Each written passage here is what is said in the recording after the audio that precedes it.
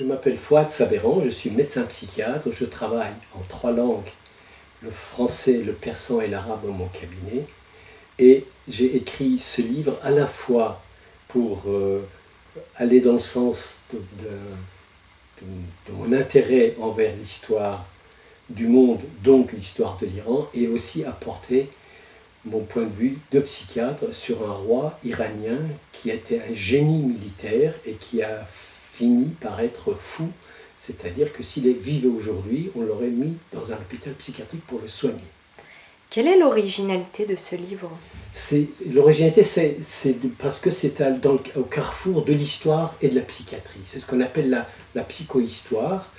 Et ça permet en partie de comprendre pourquoi ce roi génial militaire a été un désastre pour l'histoire de l'Iran. Et peut-être, pour éclairer le lecteur, comment est-il devenu fou? Par quel cheminement il est devenu fou et à quel moment il a été fou, puisque les historiens iraniens, qui ne sont évidemment jamais psychiatres, ont beaucoup de mal à dater le moment de sa folie, puisqu'on dit généralement qu'il est devenu fou parce qu'il a fait aveugler son fils.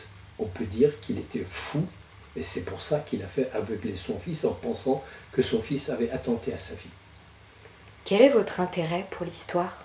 Alors mon intérêt pour l'histoire vient de mon enfance, c'est-à-dire que j'ai été à l'école d'abord en Irak, c'est-à-dire chez l'ennemi héréditaire des Perses, et l'histoire qu'on m'enseignait en arabe était totalement contradictoire en ce qui concernait l'Iran, avec ce que m'apprenaient mes parents et les livres d'histoire en persan. Ce qui fait que très jeune, je me posais des questions, à l'âge de 7-8 ans, je me posais des questions sur ces contradictions entre les livres en arabe et les livres en persan. Il se trouve que petit, j'ai aussi appris l'anglais, ce qui veut dire que j'avais accès aux sources anglaises, persanes et arabes.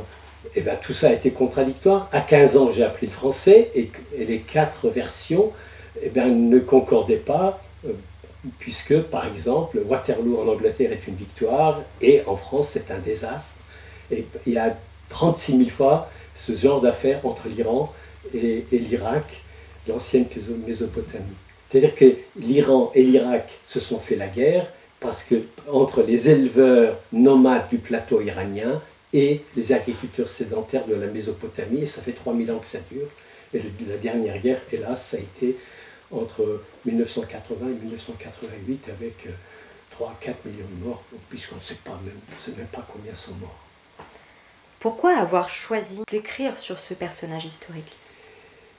C'est que je voulais apporter quelque chose d'original, inhabituel dans une université française. Et il m'est apparu que si j'écrivais, c'est ma thèse de médecin, il m'a semblé que si j'écrivais quelque chose qui concernait un pays lointain, ça permettait d'informer les Français, les lecteurs français, en tout cas mes maîtres et mes condisciples, sur un aspect qu'ils ne connaissaient absolument pas. Or, Nader Shah, étrangement, était très connu en Europe entre 1730 et 1750, parce qu'il y avait énormément de voyageurs anglais, français et d'autres pays qui allaient en Iran, et russes par exemple, mais moi je ne connais pas le russe, et qui rapportaient des choses extraordinaires sur ce général extraordinaire, c'est le Napoléon iranien, un stratège de très grande classe qui gagnait des batailles 1 contre 10, contre les Turcs, contre les Ouzbeks, contre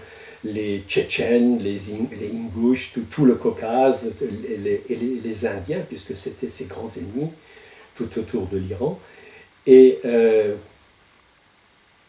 Et donc, il y avait des publications sur lui de son vivant, d'autant qu'à un moment donné, avant qu'il ne devienne roi, il était généralissime, et le roi de l'époque s'appelait Tahmasp, qui est un nom qui ressemble beaucoup le sens au mot Philippe.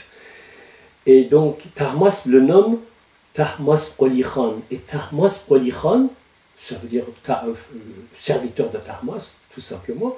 Ben, en France, on a pris le mot Tahmasp, on a dit c'est Thomas, et il y a plusieurs livres qui disaient autour de 1740-45 que c'était un chevalier français nommé Thomas qui avait été en Iran conquérir l'Iran, la Turquie, l'Inde, le Caucase, l'Asie centrale, etc.